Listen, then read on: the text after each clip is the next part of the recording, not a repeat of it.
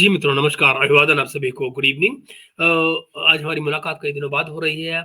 इसके लिए माज़रत आपसे हमेशा की तरह से, बट ज़िंदगी कुछ इसी तरह की गुज़र रही है कि मैं आपसे बार-बार मिलने के वादे करता हूँ और वो वादे अक्सर झूठे साबित होते हैं।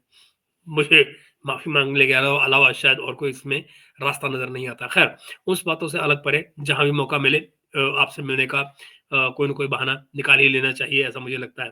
तो इससे पहले कि देर हो, मैं इस बारे में और लंबी बातचीत ना करने के बजाय मतलब की बात पे आता हूँ और मतलब की बात ये दोस्तों कि कुछ तो ऐसी बात की जाए, जो हमें और आपको जोड़ती है और कुछ मनोरंजन की बात की जाए, कुछ सर्दी की बात की जाए। हमारे यहाँ सर्दी बढ़ गई है, आज रात का तापमान जो है वो देर रात को लगभग 2 डिग्री तक जाएगा। तो आप मेरी वेशभूषा से जान सकते हैं कि मैं घर के अंदर भी ज़रा तैयार होकर बैठा हूँ, आज की सर्दी का मुकाबला करने के लिए। मगर जो राजनीतिक गर्मी है, कम से कम पाकिस्तान में, वो बराबर बनी हुई है और वहाँ पर जो आशाओं और निराशाओं का खेल जो लगातार चलता रहता है, वो अभी भी निरंतर जारी है। एक नई निराशा जो वैसे तो क्या कहा जाए, खुर्रम में एक जो मार-काट चल रही है, शिया-सुन्नी का जो चल रहा है मामला, वहाँ पर जो लैंड को लेकर जो विवाद चल रहे हैं, उसको लेकर मैंने हमारी दोस्त संचिता भट्टाचार्य जो कि इंस्टीट्यूट ऑफ कॉन्फ्लिक्ट मैनेजमेंट से हैं दिल्ली में, उनसे मैंने बातचीत की है, एक अच्छी लंबी बातचीत की है, वो आपको कल देखने को मिलेगी, मैंने रिकॉर्ड किया है उसको। मैं थोड़ा-सा आज रात को उस पे काम करूँगा और फिर आपको उसे कल सुबह दूँगा। दूसरी तरफ आज मैं आपसे जो बात करने जा रहा हूँ, वो एक अलग मुद्दे पर है और वो है एक डिसअपॉइंटमेंट यानी कि निराशा को लेकर, जो कि पाकिस्तान के हिस्से में अक्सर आती रहती है। आज हमारे कमर चीमा क्या कर रहे हैं? आज हमारे कमर चीमा बहुत निराश हैं कि जयशंकर जी जो हैं, वो सऊदी अरब चले गए हैं। उनको ये भी लगता है कि सऊदी अरब जो है, उसने अब पाकिस्तान की जगह पर भारत को अपना लिया है फॉर मल्टीपल रीज़न्स।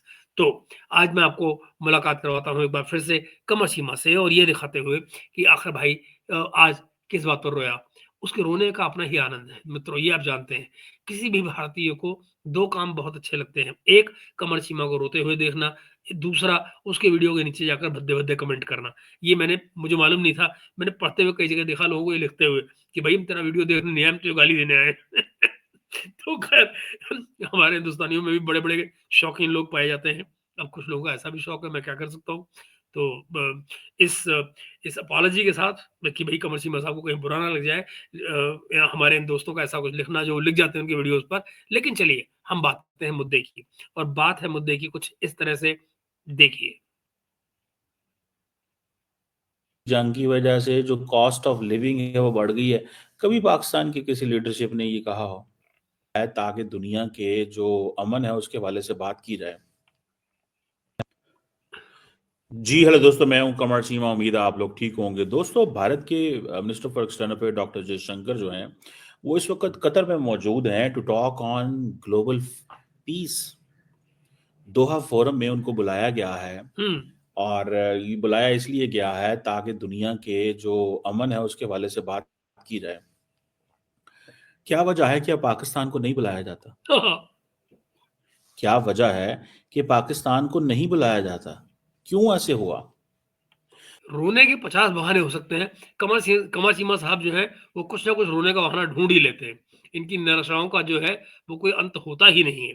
तो देखिए, आज क्या-क्या रोते हैं। और ये जो दोहा फोरम है, इनका जो इस साल का थीम है that is in the innovation imperative.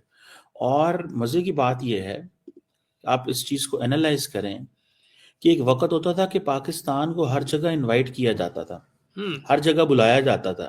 आज हमारी लीडरशिप हमें इस मुकाम पे लेके आ गई है कि हमें कोई बुलाता ही नहीं है, हमें कोई इंगेज ही नहीं करता। ये अंग्रेज इसलिए नहीं करता चीमा साहब, क्योंकि पहले आप थे 47 के बाद में, आज़ादी के बाद में, नई नवेली दुल्हन, वो सारी समारा सारा समाज नया था, सारी दुनिया नई थी। कितना लगभग 30-38 साल पहले, यानी कि 1947 में हम जब आज़ाद हुए हैं, तो उस समय और आप क्रिएट हुए हैं, आप तो बने ही 1947 में हैं, आप बिना बात में आज़ादी मनाते रहते हैं 1947 की, आप आज़ाद नहीं हुए थे, आप बने थे, आपका क्रिएशन हुआ था। खैर, नेशन स्टेट जो है और जो ये वीज़ा फॉर्मेट है, ये आप जानते होंगे कि 1920 के करीब शुरू हुआ था। तो यानी कि और नेशन स्टेट्स की जो संरचना शुरू हुई थी उसके बाद, तो आप ये देखिए कि सब कुछ तो नया-नया था। पाकिस्तान एक बिल्कुल नई नवेली दुल्हन, ठीक वैसे ही जैसे भारत नए एक नेशन स्टेट के रूप में एक बार फिर से उभरा था वहाँ पर दुनिया के नक्शे पर। और तो ज़ाहिर है कि लोगों को पता ही नहीं था कि इनका चरित्र क्या होगा, इनकी दशा-दिशा क्या होगी। और इस चलते तमाम दुनिया ने आपसे बात की, अमेरिका इंक्लूडेड। और फिर आप आपको जैसे ही नज़र आए कुछ हरे-हरे डॉलर, तो बस आप उधर मुड़ लिए। तो लीजिए, जैसे ही आपके राज खोले, लोग आपसे भाग गए। देखिए, इसकी क्या वजह है? देयर इज यही अ वजह है। क्वेश्चन। एंड डॉक्टर जयशंकर ने वहां पे क्या बोला? That is hmm, also question for me okay, okay. To understand कि ये क्या है। अब मुझे सिर्फ इतना बता दें आप कि डॉक्टर जयशंकर जो है उसको इसलिए बुलाया जाता है because he is a serious player. He okay. Is serious hmm, player. He understands कि दुनिया के अंदर जो इंटरनेशनल सिस्टम है वो चल कैसे रहा है। इंटरनेशनल सिस्टम जो है वो चल कैसे रहा है। यानी एक बात तो तय हो गई कि पाकिस्तान के लोगों को ये नहीं मालूम या पाकिस्तान की लीडरशिप को ये नहीं मालूम, अकॉर्डिंग टू कमर चीमा, मैं नहीं कह रहा हूँ, कमर चीमा के मुताबिक, कि दुनिया का सिस्टम चल कैसे रहा है। ये पाकिस्तान की लीडरशिप को पता ही नहीं है। वो बस यूँ ही आए हुए सत्ता में। वो इस चीज को बड़े अच्छे से जानता है कि दुनिया के अंदर इंटरनेशनल सिस्टम चल कैसे रहा है, भारत की दुनिया के अंदर क्या अहमियत है, हुँ, हुँ। इंटरनेशनली क्या चीज होनी चाहिए और क्या नहीं होनी चाहिए। अच्छा। उसको इस चीज का पता है कि मिडल ईस्ट में इंडिया की रेलेवेंस का, उसको पता है कि एशिया के अंदर इंडिया कहाँ पे रेलेवेंट है। वैसे मित्रों, ये क्या अजीब बात नहीं है? जब ये कहते हैं कि इंडिया की रेलेवेंस का, इंडिया की रेलेवेंस थी, एग्ज़िस्ट करती थी, या कि इंडिया की रेलेवेंस को लिटरली क्रिएट किया गया पिछले पिछले 2004 के बाद में, सॉरी 2014 के बाद में। 2014 के बाद में का मतलब लगभग अब से 10-11 सालों में। आप याद कीजिए कि 2014 में इस सरकार के बनने से पहले, एनडीए की सरकार आने से पहले, पिछली बार यानी उससे पिछली बार सऊदी अरब कौन-सा हमारा नेता गया था? आपको बहुत लंबा, कई दशकों का अंतराल नज़र आएगा। तो ज़रा गौर कीजिएगा इस बात पे। और इंडिया क्या करना है उसको ये पता है कि जो इंटरनेशनल सिस्टम में ग्रेट पार्क कंटेस्टेशन हो रही है उसके अंदर where India has to place itself and India is an important player in the Indo Pacific. उसको इन सारी चीजों का पता है। So since he is an important player, they are an important player, and Pakistan is an irrelevant and is not an important player. How is that possible? बहुत दिन नहीं हुए, जब अफ़गान वॉर चल रही थी दोस्तों, तो ये अपनी जियो स्ट्रैटेजिक जो इम्पोर्टेंस है, उस पर हमेशा गर्व किया करते थे। ये हमेशा अपनी जियो पोज़ीशनिंग को, जो इनकी स्ट्रैटेजिक पोज़ीशनिंग जिसको ये कहते हैं, कि उसको लेकर ये हमेशा गर्व किया करते थे, उसको फ्लॉन्ट करते थे और बाकायदा उस पर इन्होंने कमाई की। अपनी जियो स्ट्रैटेजिक पोज़ीशन को लेकर इन्होंने बाकायदा दुनिया से पैसे वसूले। आप याद कीजिए अफ़गान वॉर को, फर्स्ट अफ़गान वॉर से लेकर और तालिबान के खात्मे की बात को लेकर जो वो लड़ाई हुई, सोवियत यूनियन का जो उससे पहले अंत हुआ, उसकी लड़ाई में आप इनका रोल देखिए और आप पाएँगे कि ये लगातार, लगातार अपनी जियो स्ट्रैटेजी का आप याद कीजिए, हम रशियंस को गर्म पानियों तक नहीं आने देंगे। अब वो अलग बात है कि आज पैरों में गिरे पड़े रशियंस के और रशियन नहीं आ रहे हैं। ये भी दुनिया होती है। मगर ख़ैर, ये आप देखिए कि कल तक जो लोग अपनी जियो पोज़ीशनिंग का, जियो स्ट्रैटेजी का रोना रो रहे थे, अपनी लोकेशन का रोना रो रहे थे, आज वो ये कह रहे हैं कि साहब हम तो रिलेवेंट ही नहीं है, हम इम्पोर्टेंट ही नहीं है। पाकिस्तान इररेलेवेंट है और इंपॉर्टेंट प्लेयर नहीं है, जी, यही वजह है। और दूसरी बात यह है, even if we are irrelevant, आपकी लीडरशिप के अंदर कितनी करंट है, आपकी करंट। लीडरशिप के अंदर कितनी जान है। हमारी जो लीडरशिप है उसके अंदर वो करंट ही नहीं है। They can't talk, they can't make their point, they don't they don't speak from a perspective कि जी हम ग्लोबल साउथ में बैठे हुए हैं। हमारे फॉरेन मिनिस्टर साहब जो हैं, आई विश कि वो बोलें। मुझे नहीं कभी समझ आई पाकिस्तान का पर्सपेक्टिव क्या है, स्वाय इसके कि वो ये बोले हो कि चाइनीज बेशक जितने मर्जी आई थिंक मरते हैं, मरते रहे पाकिस्तान के अंदर, चाइना पाकिस्तान के ताल्लुकात खराब नहीं होंगे, जिस पे चाइनीज एम्बेसडर उठ के खड़ा हो गया सुना है। Wait a minute.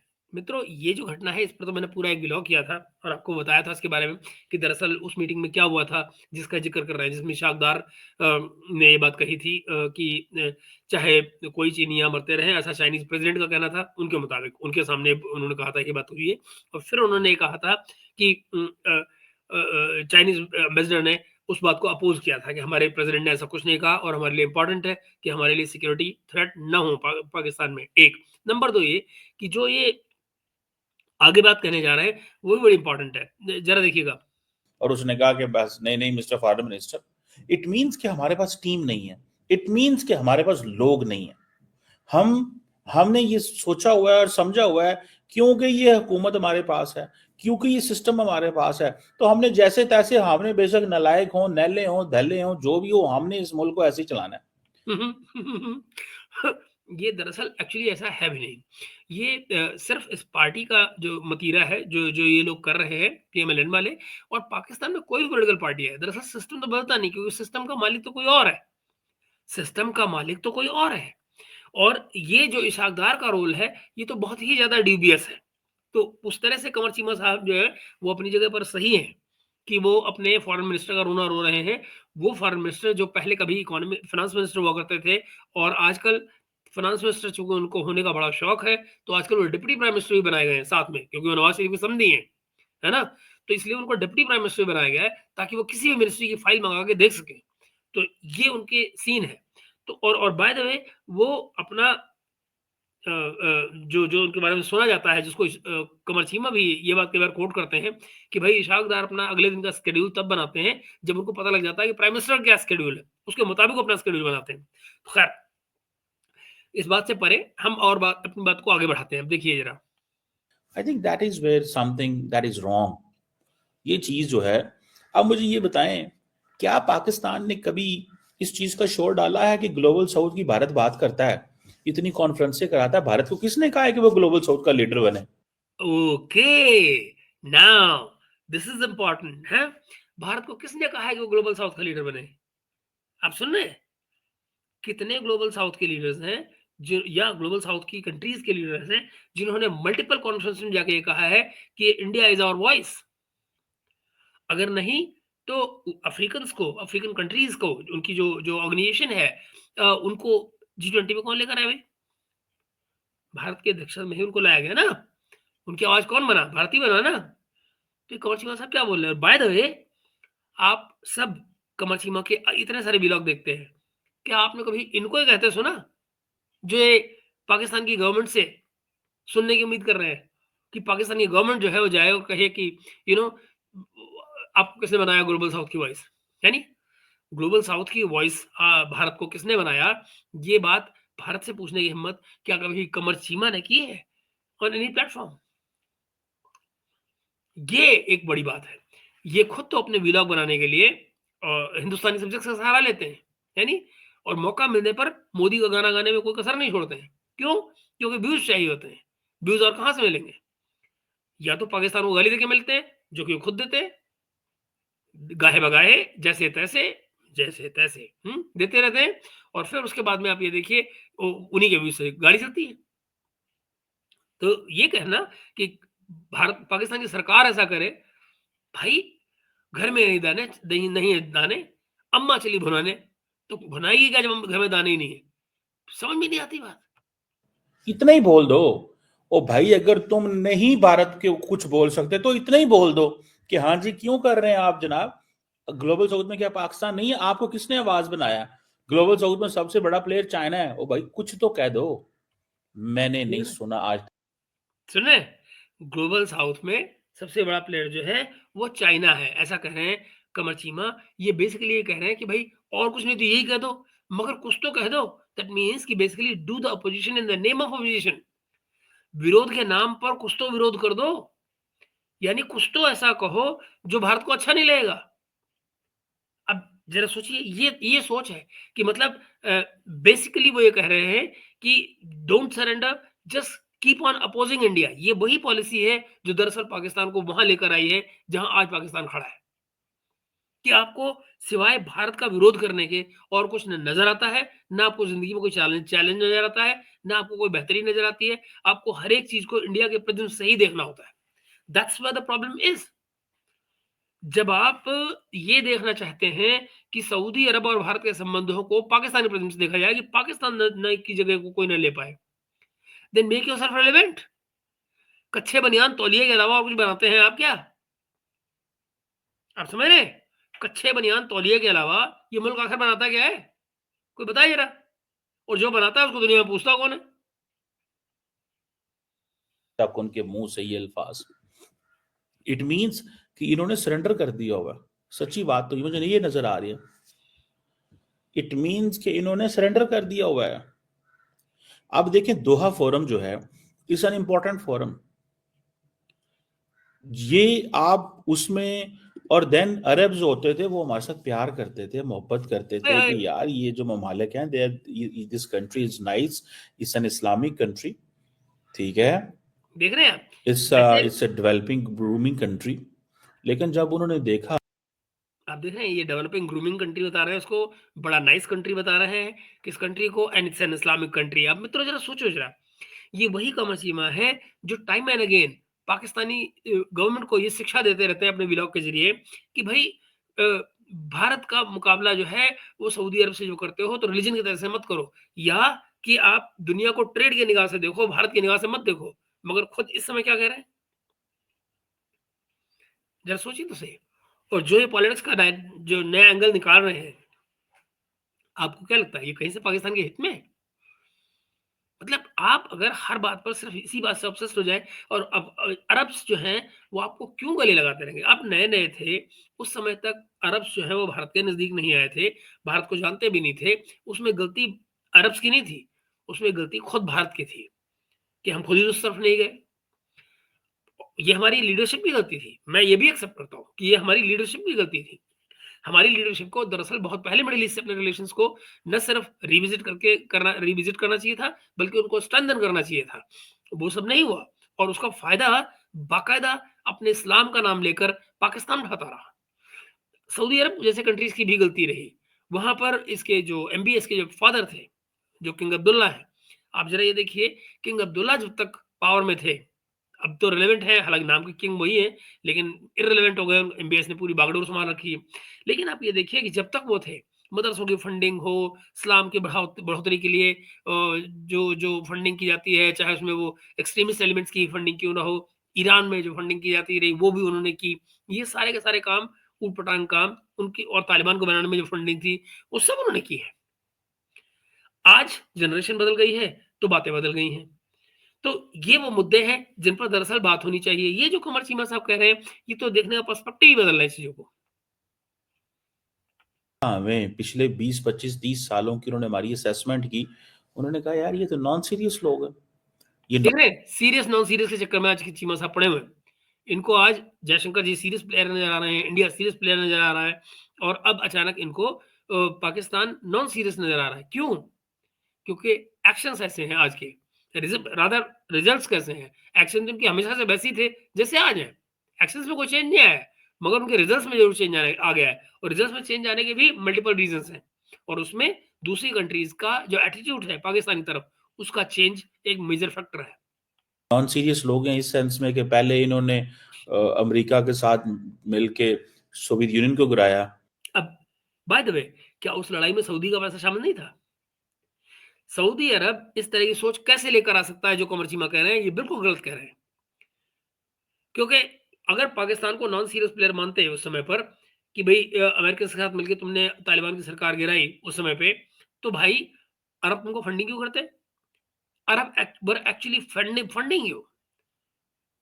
तो फिर ये क्या कह रहे हैं?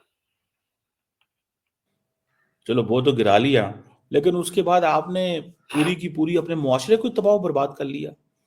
रिलीजियस रेडिकलाइजेशन इतनी ज्यादा। रिलीजियस रेडिकलाइजेशन कैसे आई?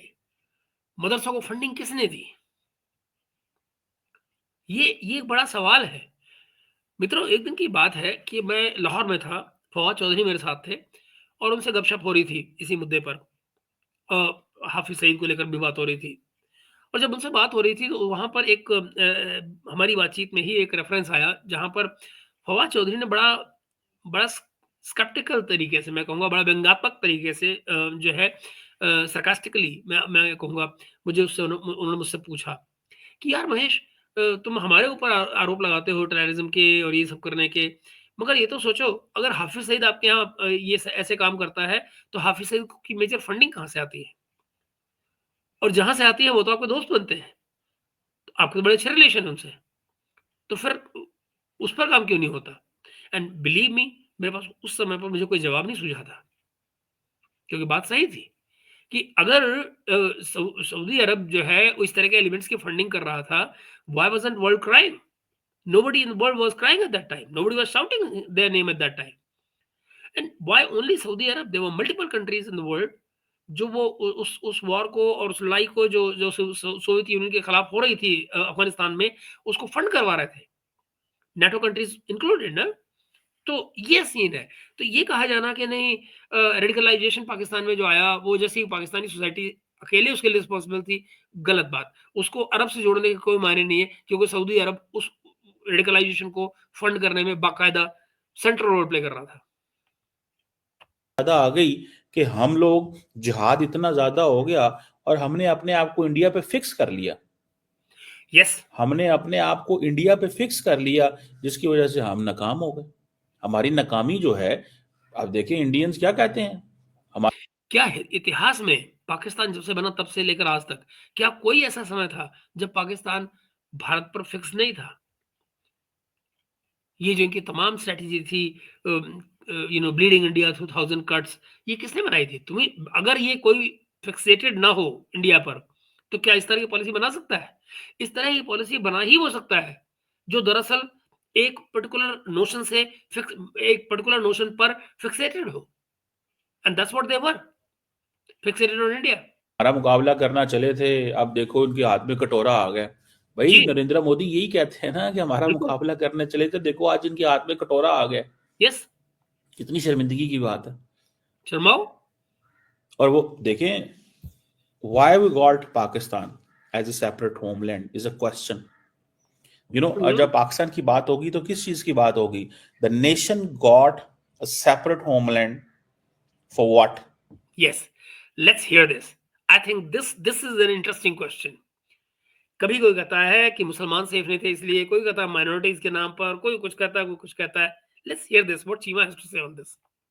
फॉर प्रैक्टिसिंग रिलीजन, अपने मजहब इस्लाम को आजादी से प्रैक्टिस क्या कर सकते हैं? यही इसी सवाल को पकड़ के देख लें आप। हर मस्जिद के बाहर तो गनमैन खड़े हुए हैं, मुसलमानों को एक दूसरे से खतरा है।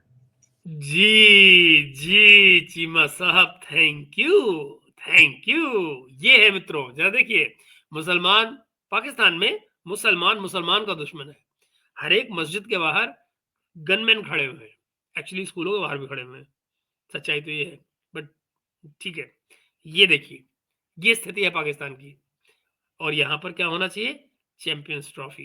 खैर आगे देखते हैं। मुसलमानों को एक दूसरे से खतरा है, गनमैन जी, खड़े हुए हैं, मुसलमान एक दूसरे से डर रहे हैं। उधर कहते थे जी उधर हिंदू होगा, वो हमें मारते हैं, वो हम उनके साथ रह नहीं सकते, वो मेजॉरिटी में है, वो ये हैं, वो हैं, अगर हम रहे हमारी आजादी नहीं होगी। बाय द वे मित्रों, ये कहना कि वो हमें मारते हैं, यानी हिंदू जो है मुसलमानों को मारते हैं। 1947 में पाकिस्तान आजाद हुआ मित्रों, क्या उस समय तक ऐसे कोई इंसिडेंट हो रहे थे जहां पर हिंदू पाकिस्तानियों को मार रहे थे, सॉरी हिंदू मुसलमानों को मार रहे थे? They were almost equal in number. तो मुझे ज़रा समझाओ तो सही, सिवाय इसके लिए कि वो सो कॉल्ड सेल्फ रूल की बात की जाए कि भई हम हिंदुओं के नीचे नहीं रहेंगे, हम उनका शासन बर्दाश्त नहीं करेंगे, हम उनके अगर हिंदू जो है पावर में होंगे तो हम भला उनके साथ उनके नीचे होकर कैसे रखते हैं, हमने तो उन पे राज किया है। अगर इन बातों को छोड़ दिया जाए, तो ये जो ये कह रहे हैं, ये कौन-सी मुस्लिम लीग ने कहा कभी कि हमें हिंदू जो है वो मारते हैं? ना, वो तो फ्यूचर प्रेडिक्ट कर रहे थे कि फ्यूचर में ये हमको मार सकते हैं, हमारी पिटाई लगा सकते हैं, क्योंकि ये नंबर में हमसे ज़्यादा है। That was the notion right? But ये कब हुआ कि मुस्लिम लीग ने ये कहा हो कि हम ऑलरेडी पिट रहे हैं हिंदुओं से? ये कब हुआ? फ्रीडम नहीं होगी, this and that, fair enough. तो जब आपने अपना सेपरेट होमलैंड बना लिया तो क्या किया फिर? हुँ, आज मालदीव्स उठ के हुँ, टर्की जाता है, आपके हुँ। पास क्यों नहीं आया? अगर आप इस काबल होते तो आपके पास आता ना, बिकॉज उनको पता है Turkey is a country which is progressive. से बात की जाए, क्या वजह है कि Pakistan, why we got Pakistan as a separate homeland is a question. अपने मजहब इस्लाम को आजादी से प्रैक्टिस किया फिर? आज मालदीव्स उठ के टर्की जाता है, आपके पास क्यों नहीं आया? अगर आप इस काबल होते तो आपके पास आता ना, बिकॉज उनको पता है Turkey is a country which is progressive, relevant, economically stable. ये क्या बोल रहे हैं चीमा, क्या बोल रहे हैं? इकोनॉमिकली स्टेबल एट 41%, 41% इन्फ्लेशन के साथ में। I mean, are you serious? Turkey की इकोनॉमी स्टेबल है? आई मीन भाई 40-45% का वहां का इन्फ्लेशन है। ये क्या, मैं actually let me just Google it for you. I mean, कमाल है यार।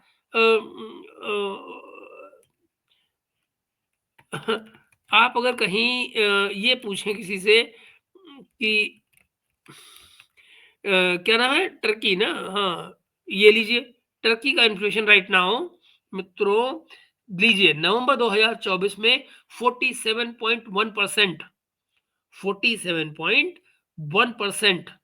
ये देखिए, मैं आपको लेटेस्ट इंफॉर्मेशन दे रहा हूं, और इस पर हमें ये बता रहे हैं चीमा साहब कि इट्स अ प्रोग्रेसिव कंट्री। मैं कोई मजाक नहीं कर रहा आपसे दोस्तों, बिल्कुल मजाक नहीं कर रहा हूँ। कैसे नहीं कर रहा हूँ, ये भी मैं आपको दिखा देता हूँ। लीजिए, मैं आपको इमीडिएटली इसको विजुअल प्रूफ दिखा रहा हूँ आपको। Let me just bring it for you, because this is really important. I mean, अब मैं क्या कहूँ इन लोगों को, इन मित्रों, मतलब कभी कभी तो हैरानी होती है।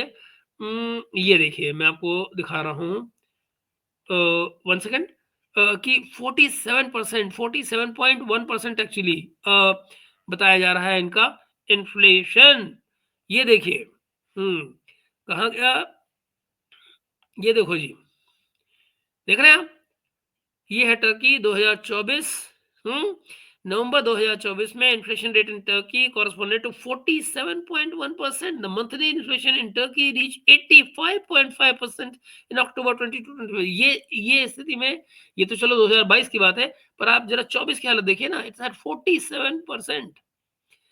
तो फिर क्या बात की जाए, ये ऐसे में चीमा साहब का ये कहना है कि ये स्टेबल है इकोनॉमिकली कंट्री। आई मीन, बड़ा जोक। ठीक है, एंड ठीक है इक्वली जो मजहबी तौर पे वो उसकी जो है ना वो है एक, ठीक है। सो ये चीज है, जी, ये चीज है, ये चीज मुझे है। तो ये चीज नजर आती है। चलो, ठीक नजर है, आई, अच्छा हुआ।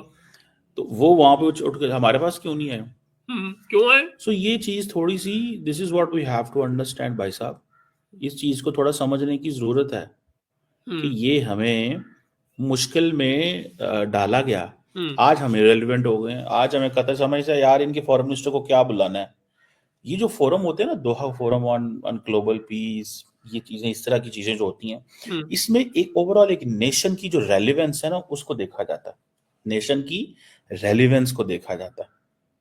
और नेशन की जो रेलिवेंस है उससे पता चलता है कि हाँ यार ये लोग कहाँ खड़े हैं, ये क्या चाहते हैं, ये इनकी क्या पर्सपेक्टिव है।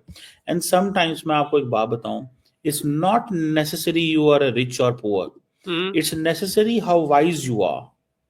आप कितने समझदार हैं, हम्म आप कितने ज़हीन हैं, आपकी कितनी, आपका फोरकास्ट क्या है, आपको उस एंगल से देखा जाता है। हमने क्या किया है, हमारे दो किस्म के मसले हैं।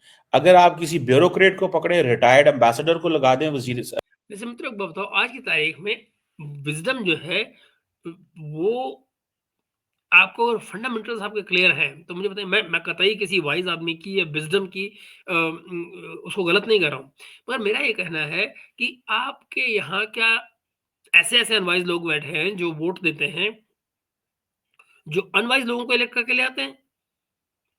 क्या आपके यहाँ जब मिलिट्री में, जो कि अगेन रूल करती है आपके यहाँ पर, जो मिलिट्री में सिलेक्शन होता है वो अनवाइज लोगों का होता है? क्या आपका ह्यूमन रिसोर्स जो है वो इतना पुअर है? So there has to be some serious issues that need to be talked about, right? I mean, आपकी पॉपुलेशन इतनी घटिया है पैदाइशी कि आप वहां पे कुछ निकाल ही नहीं पाते ढंग के लोगों को, जो आपकी टीम को या आपके आपकी कंट्री को लीड कर सकें, या उसमें कोई अपना रोल प्ले कर सकें उस तरह का लीडिंग। तो व्हाट टू से, फिर तो वही वही मिलेगा जो आपको मिल रहा है, देन यू डिजर्व इट।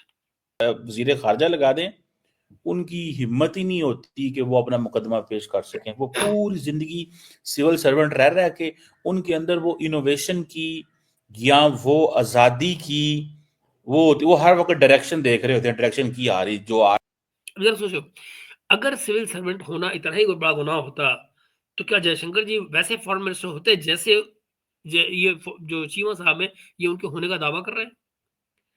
तो ये तो चॉइस ऑफ इंडिविजुअल्स है ना, कि आप किस किस्म के इंडिविजुअल्स को अपने यहाँ पर वो ज़िम्मेदारी देते हैं, जो लीड करें। लीड करने वाली जो ज़िम्मेदारी है, लीडिंग ज़िम्मेदारी जो है, वो आप उन्हीं लोगों को देंगे जो कैपेबल होंगे। आपके लिए हर सिविल सर्वेंट जो है, वो रोल नहीं प्ले कर सकता है, जो जयशंकर जी कर रहे हैं। उसके लिए जिस किस्म की फोरसाइट चाहिए, वो कुछ लोगों में ही होती है, सब में नहीं होती है। हमारे यहाँ भी तमाम ब्यूरोक्रेट जो हैं, वो पॉलिटिक्स में रहे हैं, लेकिन क्या वो उतना मेजर या उतना उस तरह का रोल प्ले कर पाए हैं, जो जयशंकर जी कर रहे हैं? It's another question. रहा है उस हिसाब से बोलना है। उनकी सबसे मैंने जो रिटायर्ड पाकिस्तान के डिप्लोमेट्स को देखा है, उनकी सबसे जो इम्पोर्टेंट चीज होती है वो ये देखते हैं कि हमने क्या नहीं कहना। हर हर वक्त ये सोचते थे क्या नहीं कहना।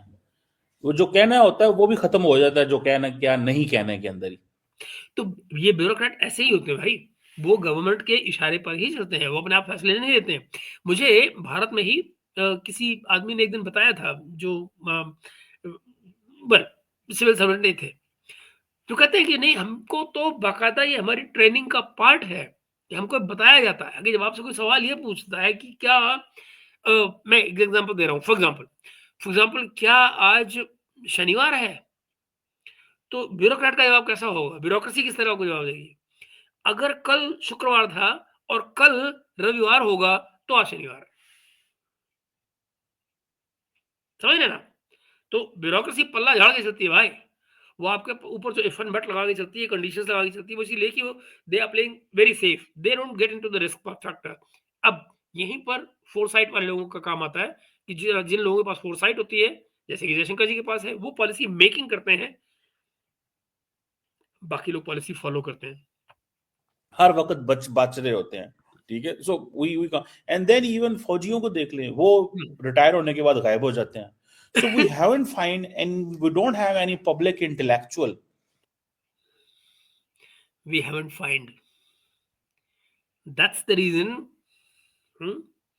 दैट्स द रीजन, जब क्वालिफिकेशंस इस तरह की हों और आपके थिंक टैंक ऐसे लोग हेड करते हों, तो फिर आप क्या बात करेंगे? कि जब आप कहते हैं वी हैवंट फाइंड, मैं ये नहीं कह रहा हूं कि अगर आप गलत अंग्रेजी बोलते हैं तो आप कमतर हो जाते हैं, ऐसा नहीं है। मैं सिर्फ ये कहना चाह रहा हूं कि आपको ऐसी चाहत ही क्यों होती है कि आपको बिना अंग्रेजी के, वो बहुत पुरानी, मैं छोटा बच्चा होता था, हुल्लड़ कबीर आए हमारे यहाँ, उनके आपको याद होगा, उनकी कविताएं हमारे हास्य कविताओं में उनका बड़ा नाम हुआ करता था। तो उन हास्य कविताओं में मुझे याद है, मैं छोटा बच्चा था उस समय, आई थिंक चौथी पांचवी में पढ़ता था। तो वो जब वो कविता मैंने पढ़ी थी पहली बार, और वो दो लाइनें मेरे दिमाग से कभी निकल ही नहीं पाई। कहा हुल्लड़ कबीराए दिखा दे तू भी तेजी, अबे गलत सलत ही बोल मगर तू बोल अंग्रेजी। तो वो हो रहा है, वी हैवंट फाइंड, क्या कहिए। दो that can speak at somewhere, किसी ग्लोबल फोरम पे बैठ के बात कर सके, दुनिया में ये चीज हो रही है, वो चीज हो रही है, हम कहाँ पे खड़े हैं। भाई अपना मुकदमा तो रखो ना यार, दुनिया के सामने अपना मुकदमा तो रखो। दुनिया को बताओ तो सही कि तुम कहाँ पे हो। आज कतरी सऊदीज हर बंदा आपको इग्नोर करता है। क्यों? क्योंकि हमने अपना मौका देनी बंद कर दिया है। ये भी गलत है, दरअसल ये बिल्कुल गलत है। सच्चाई ये है कि उन्होंने आपको दसियों दस तो नहीं, लेकिन हाँ, 5, 6, 7 दशक तक आपको मौका दिया। 50 साल एक मुल्क की ज़िंदगी में बहुत होते हैं। ये मौका 50 साल तक का आपको सऊदियों ने, कतरियों ने, सबने दिया, और उन्होंने देखा कि आप क्या डिलीवर करते हैं। और उसी की बेसिस पे उन्होंने तय किया कि अगर उनको चॉइस मिलती है भारत और पाकिस्तान के बीच में, तो उनको एग्ज़ैक्टली पता है कि दरअसल हमारे मतलब का कौन है। That's where the problem lies Cheema sahab, that's where the problem lies. ये मत कहिए कि वो इर्रेलेवेंट समझ रहे हैं आपको। उन्होंने आपको रेलेवेंस दी, उन्होंने आपको रेलेवेंट रखा। आपने उनको जो मौक़िफ़ दिया, उनको उन्होंने एक्सेप्ट किया, पर फिर उन्होंने उसके फ्रूट भी देखे, उन्होंने उसके रिज़ल्ट्स भी देखे कि दरअसल इन पॉलिसीज़ में निकलता क्या है, जो ये पाकिस्तानी जो कहते हैं उसके।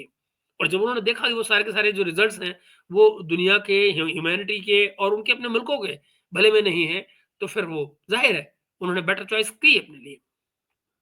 हम कहते नहीं नहीं नहीं, खामोश हो जाओ, ज्यादा ध्यान नहीं करना, बातें नहीं करनी ज्यादा, ठीक है ना जी, ठीक है जी। ठीक है जी, हमने ठीक ज्यादा है जी। बात नहीं करनी, हम ये नहीं करनी, हमने वो नहीं, हमने यही यही कहते हैं ना हम, ठीक हमने है, ये नहीं करनी, हमने वो नहीं वेरी करनी। अनफॉर्चुनेट। जी, जी। ठीक है जी। जी। ये मैं एक आपको, मैं एक अपनी असेसमेंट के तौर पे ये बता सकता हूँ कि this is something very very strange, बड़ी स्ट्रेंज चीज। ये बड़ी स्ट्रेंज चीज़ है, वेरी, वेरी स्ट्रेंज।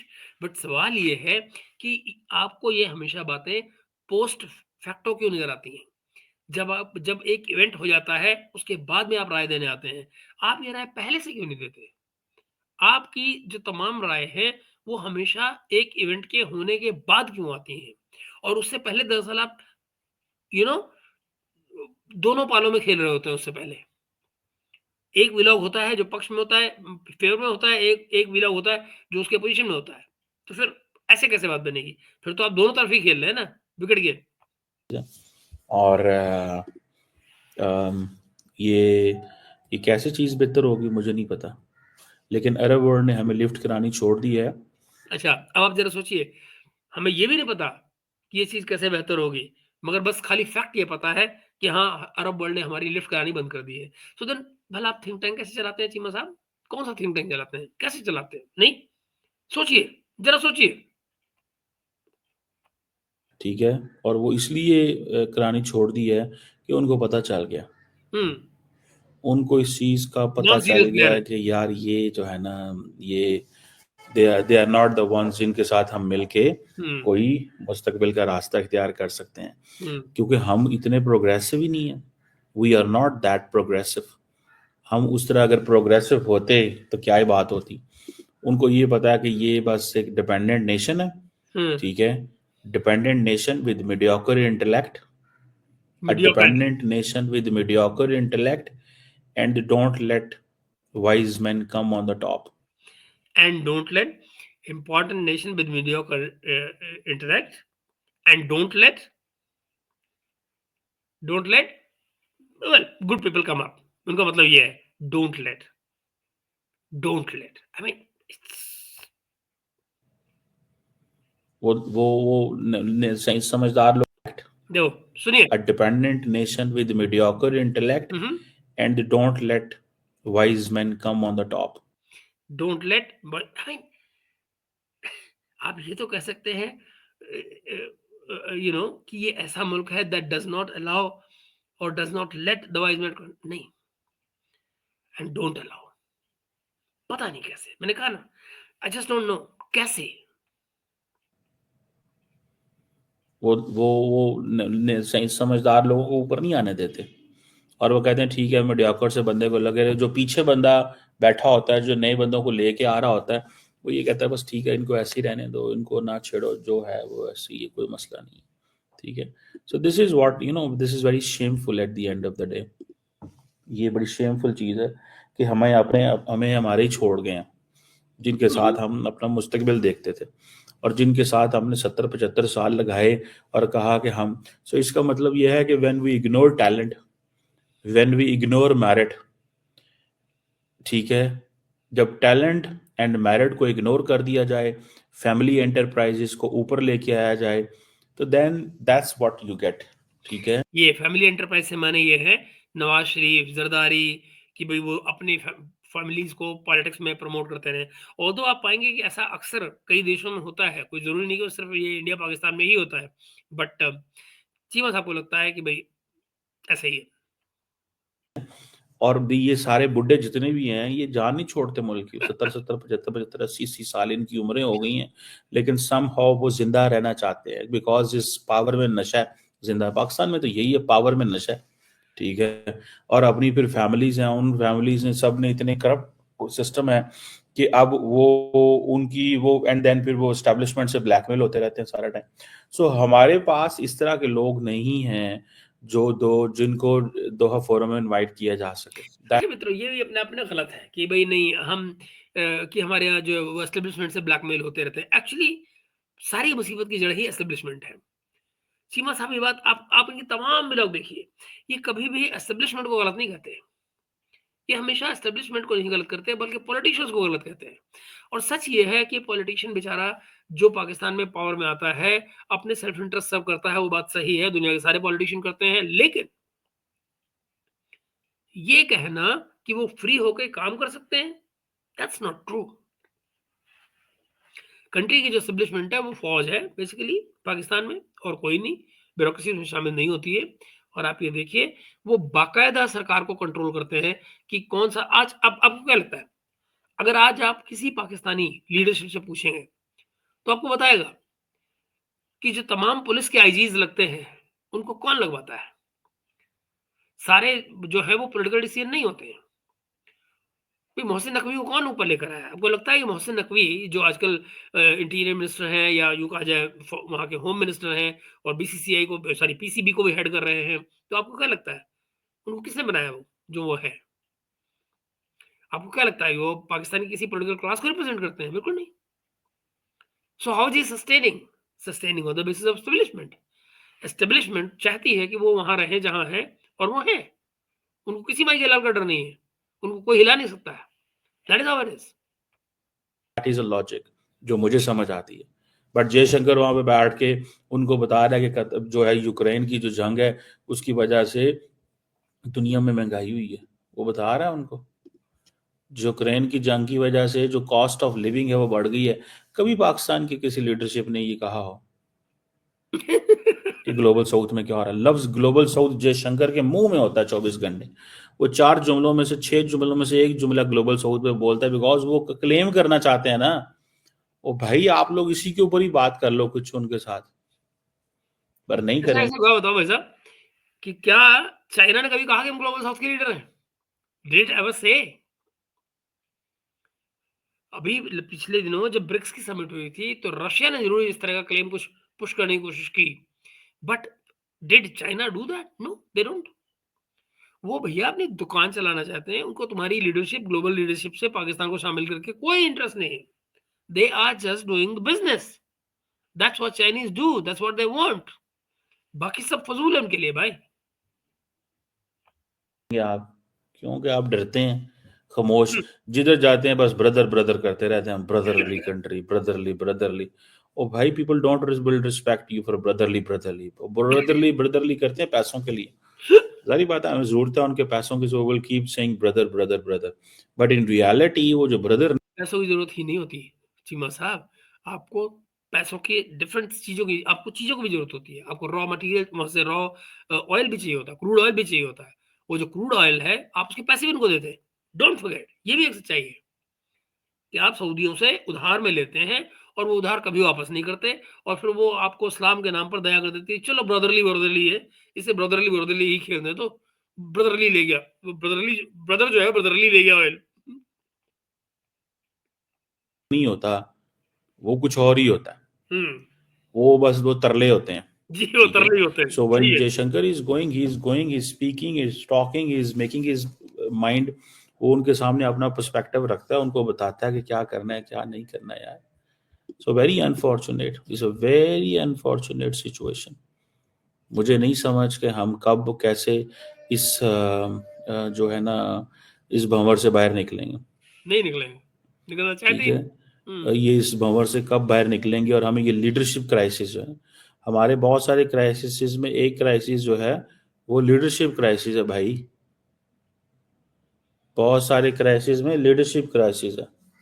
वैसे कभी सोचा मित्रों आपने, अगर पाकिस्तान, ये जो पॉलिटिक्स में कहते हैं कि मेरा इंटरनेशनल रिलेशन में बड़ा इंटरेस्ट है और मैं बड़ा डीपली इंडिया की पॉलिसी को देखता हूँ, और अगर पाकिस्तान वाकई में इतना ऑब्सेस्ड है इंडिया से, जैसा कि लगता है, खुद कमर सीमा भी ये बात कहते हैं, तो क्या ही अच्छा हो कि या तो इनको ब्यूरोक्रेट बना दिया जाए, कमर सीमा को फॉरेन ऑफिस में इंडिया डेस्क पे बिठा दिया जाए। सॉरी, इनको इंडिया डेस्क पे बिठा दिया जाए कि लो जी भैया तुम इंडिया की पॉलिसी तय कर लो, तो वो भी नहीं होता है। I don't know why, and that is probably the reason why इनको पॉलिसी का पता ही नहीं होता। ये हमेशा इसीलिए जो इवेंट कोई हो जाता है उसके बाद में अपना उसका तस्करा कर रहे होते हैं, उसकी उसकी उसकी एनालिसिस कर रहे होते हैं, बट पहले से इनको कुछ नहीं पता होता है क्या होगा क्या नहीं होगा। ये है। ठीक है, बहुत सारे क्राइसिस में लीडरशिप क्राइसिस है। हम्म। ठीक है जी, तो ये आप इस चीज को समझ लें कि ये it will be like this, ये ऐसे ही रहना है। हम्म। आपको याद आया, मैं आपसे अक्सर कहता हूँ ना, इस रात की सुबह नहीं। वही वो कह रहा है, ऐसे ही रहना है, जैसे चलना बेड़ा ही करके होना है, कुछ नहीं होना इसका। सो लेट्स सी कि Jaishankar will go and speak for the global piece, and हमारे जो लोग हैं they will keep talking and speaking about all that, जिसे कहेंगे इन चीज़ों को। सो ये आप हमारे लोग जो है ना वो सारे टाइम वो कर रहे होते हैं ये कि हमने जनाब तारीफ़ें करनी है। भाई तारीफ़ें करने की बात नहीं है। आई हम्म। थिंक ये जो चीज़ हमें करने की ज़रूरत है ना वो ये है कि हमें we need to have a good leadership. हमें एक अच्छी लीडरशिप चाहिए। ठीक है जी।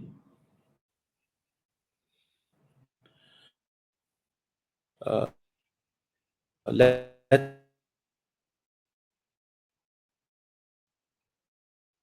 see क्या होता है, but it's something very ironic, it's something very embarrassing मुझे जो नज़र आता है। बट हम अपना रास्ता नहीं बदलेंगे, we will be the way we are, because अगर हमें अपना रास्ता बदल दिया तो फिर सारी बात है तरक्की होगी, और तरक्की हम करना नहीं चाहते। और तरक्की हर बंदा वो कहता है कि मेरे मुझे हुकूमत में बैठाओ, मुझे पावर की सीट पे बताओ तो फिर तुम तरक्की करोगे। वैसे मित्रों, ये भी मुझे बहुत सही नहीं लगता चीमा साहब जो कह रहे हैं। चीमा साहब का प्रोग्राम खत्म ही हो रहा है, मैं उसके बाद में आपसे बात करता हूँ, पहले इसको ये खत्म कर देते फार्मूला हैं। है। वैसे भी यंग टैलेंट को ऊपर आना चाहिए। बुजुर्ग हम तब पावर में लेके आए जब उनके पास इतना ज्यादा एक्सपीरियंस हो और उनका कोई बैगेज ना हो, otherwise it will be a problem. जी, हो गए चीमा साहब खत्म। और इसके साथ ही हम बात करते हैं अपनी। एक्चुअली मित्रों, मैं आपको बताऊं कि ये जो चीमा साहब कह रहे हैं, बड़ी हद तक सही, पर इनका रोना पीटना ही है। सॉल्यूशन आप देखिए, अगर पूरे का पूरा वीडियो आप इनका देख लें तो आप पाएंगे क्या, सॉल्यूशन किसी की बात नहीं है, ये सिर्फ क्या कहूं मैं, रुदाली वाली भूमिका निभा रहे हैं। रुदाली। तो ये बेसिकली बैठ के रो रहे हैं कि मर गए, हाय रे। पर बियॉन्ड दैट आप ये देखिए, सोल्यूशन कोई नहीं है भाई। ब्यूरोक्रेसी खराब है, लीडरशिप खराब है, मिलिट्री वाले भाग रहे हैं। दैट्स व्हाट इज सेइंग ना, कि फौजी जो है रिटायर होते हैं और भाग जाते हैं, है ना। तो और उससे पहले रूल करते हैं। रिटायर होते हैं तो भाग जाते हैं, रिटायरमेंट से पहले रूल करते हैं। तो अब आप इसमें और क्या तीर मारेंगे भाई। बचा कौन जो तुम्हारे लिए काम करेगा, बचे अच्छा, जो पॉलिटिशियंस हैं, वो पॉलिटिशियन अगेन अपना सेल्फ इंटरेस्ट सर्व करते हैं। क्यों? क्योंकि अगर वो नहीं करेंगे तो भाई सर्वाइव कैसे करेंगे। जल बिन कहते हैं ना, जल में रह के, पानी में रह के मगरमच्छ से बैर तो नहीं होता। मगरमच्छ कौन है? फौज। तो उनकी बात नहीं सुनोगे तो बेटा तुम मारे जाओगे, या तो बम से उड़ा दिए जाओगे, या गोली मार से मार दिया जाओगे, और या फिर सिंपली डिपोर्ट कर दिए जाओगे कंट्री से बाहर। तो कुछ तो कर लो भाई ऐसा जिसमें कि तुम सुखी रहो, शांत रहो, परिवार समेत। और वो ये क्या है, चमचागिरी। बात खत्म। तो वो चमचागिरी करते हैं कि इशारा कहाँ से आ रहा है, वो क्या कहते हैं भाई, बड़े साहब क्या कह रहे हैं, जो बड़े साहब कहते हैं वो कर देते हैं। चूंकि बड़े साहब का कहा हो जाता है, तो फिर बड़े साहब आपको छूट देते हैं कि आप कुछ ही करिए, ऐश करिए, जो तुम्हारे दिल में है वो करिए। तो गाड़ी चल रही है, और जब तक ये कॉम्बिनेशन चलता रहता है, वो लोग बने रहते हैं पावर में। जब पब्लिक का यू नो डिसेंट आती है, तो उसको उठा के चेंज कर दिया जाता है। फिर भागो बेटा मुल्क से बाहर। That is how it's been running for last 70+ years। कोई सरकार अपना टेन्योर पूरा नहीं कर पाती है, कोई प्राइम मिनिस्टर पूरे 5 साल नहीं रुकता है। तो that's how it is anyway. तो मित्रों, आज के लिए इतना ही, और फिर मिलते हैं अगले वीडियो में किसी और सब्जेक्ट के साथ में। तब तक के लिए नमस्कार।